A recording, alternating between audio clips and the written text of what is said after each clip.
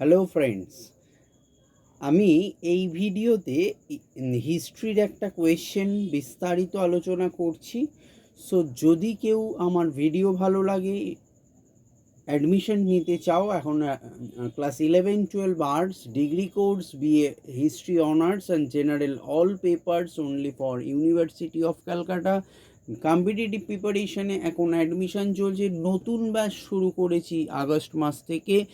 এই মাস থেকে আজকে থেকে নতুন ব্যাচ শুরু করছি। তোমাদের অনলাইন এবং অফলাইন এখন অ্যাডমিশন চলছে। সকালে এবং বিকেলে ক্লাস হচ্ছে। সকাল 10টা থেকে দুপুর 12টা অবধি করাচ্ছি এবং বিকেল 5টা থেকে 7টা 7:30 অবধি ক্লাস করাই। সো যদি কেউ ইন্টারেস্টেড থাকো, all combined preparation and WBCS preparation minimum ফিজে পড়াচ্ছি। যতটুকু প্রয়োজন আমার নেওয়ার আমি নিচ্ছি। আমি 22 ইয়ার্স ওয়েল এক্সপিরিয়েন্স একজন টিচার। সো স্পোকেন ইংলিশও এই মান্থ থেকে নতুন ব্যাচ শুরু করেছি। যদি কেউ ইন্টারেস্টেড থাকো, contact me 8910618541। So let's start the topic. So যদি চ্যানেলটি প্রথম দেখো, অবশ্যই চ্যানেলটি সাবস্ক্রাইব করে পাশের বেল আইকনটি প্রেস করে রেখো। আজকের প্রশ্ন হলো, প্রাচীন ভারতের বাতাপির চালুক্য বংশের ইতিহাস বর্ণনা করো। গুপ্ত সাম্রাজ্যের পতনের পর উত্তর ভারতের মতো দাক্ষিণাত্যেও 3টি শক্তিশালী রাজবংশের উদ্ভব ঘটে। এরা ছিল চালুক্য বংশ, 2 পল্লব বংশ এবং 3 চোল বংশ। এই বংশগুলিকে কেন্দ্র করে বেশ কয়েকটি স্বাধীন রাজ্যের উদ্ভব ঘটে বা উত্থান ঘটে। এই রাজ্যগুলির মধ্যে চালুক্য রাজবংশ ছিল বিশেষভাবে উল্লেখযোগ্য। চালুক্যরা প্রথমে উত্তর কর্ণাটকের বাতাপি এবং তার সংলগ্ন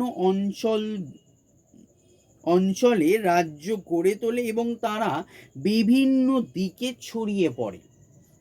ইতিহাসে চালুক্যদের 4টি শাখার উল্লেখ পাওয়া যায়, যেমন 1 বাতাপির চালুক্য বা পশ্চিমী চালুক্য বংশ, 2 বেঙ্গির চালুক্য বংশ, 3 কল্যাণের চালুক্য বংশ এবং 4 গুজরাটের চালুক্য বংশ। বাতাপি বা বাদামিকে কেন্দ্র করে এই বংশের উত্থান ঘটে বলে এদের বাতাপির চালুক্য বলা হয়। এবারে আসি 1 নম্বর পয়েন্ট, যে চালুক্যরা দ্বিতীয় পুলকেশী 610 থেকে 642 খ্রিস্টাব্দ পর্যন্ত এদের রাজত্বকাল। খ্রিস্টীয় 6ষ্ঠ শতকে দাক্ষিণাত্যের বাতাপিকে কেন্দ্র করে চালুক্য বংশের উত্থান একটি উল্লেখযোগ্য ঘটনা ছিল। প্রথম পুলকেশী এই বংশের প্রতিষ্ঠাতা হলেও তার পুত্র দ্বিতীয় পুলকেশী ছিলেন চালুক্য বংশের সর্বশ্রেষ্ঠ সম্রাট। রবিকীর্তির রচিত আইহোল শিলালিপি থেকে তার কৃতিত্বের কথা আমরা জানতে পারি। ব্যক্তিগত জীবনে দ্বিতীয় পুলকেশী ছিলেন ঘোর সাম্রাজ্যবাদী।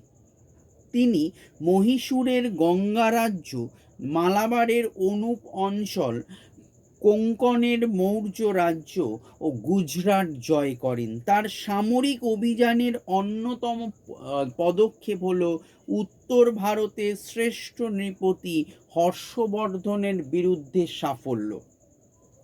পরবর্তী সময়ে দক্ষিণ ভারতে পল্লব রাজ প্রথম মহেন্দ্র বর্মন তার কাছে পরাজিত হন এবং পল্লবদের রাজধানী কাঞ্চি অঞ্চল পর্যন্ত তার অধিকারে আসে।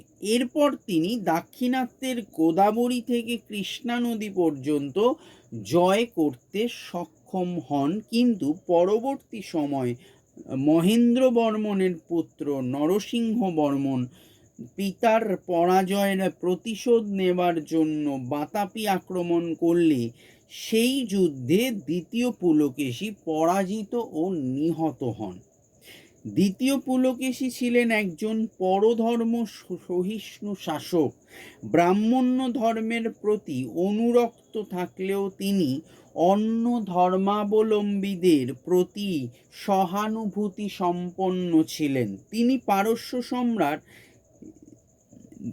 দ্বিতীয় মসরুর রাজসভায় দূত পাঠান। চীনা পরিব্রাজক হিউয়েনসাং দ্বিতীয় পুলকেশীর শাসন ক্ষমতা ও জনহিতকর কাজের প্রশংসা করে তাকে দক্ষিণ ভারতের শ্রেষ্ঠ রাজা বলে অভিহিত করেছেন।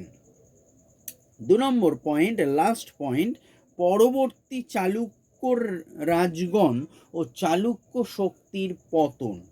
দ্বিতীয় পুলকেশীর মৃত্যুর পর তার পুত্র প্রথম বিক্রমাদিত্য বাতাপির সিংহাসনে বসেন। তিনি পল্লবদের আধিপত্য বিনষ্ট করে চালুক্য শক্তির আধিপত্য পুনঃপ্রতিষ্ঠিত করেন। তার পুত্র দ্বিতীয় বিক্রমাদিত্য আরব শক্তির বিরুদ্ধে আক্রমণ চালিয়ে সাফল্য অর্জন করেন। পরবর্তী চালুক্যরাজ দ্বিতীয় কীর্তিবর্মন রাষ্ট্রকূটরাজ দন্তি দুর্গের কাছে পরাস্ত হওয়ায় চালুক্য শক্তির পতন ঘটে। সো এই হচ্ছে আজকের প্রশ্ন ছিল, প্রাচীন ভারতে বাতাপির চালুক্য বংশের ইতিহাস বর্ণনা করো। সো ভিডিও কেমন লাগলো অবশ্যই জানিও, কমেন্ট করতে পারো। ভিডিও ভালো লাগলে লাইক করো, শেয়ার করো, চ্যানেলটি সাবস্ক্রাইব করে পাশের বেল আইকনটি প্রেস করে রেখো।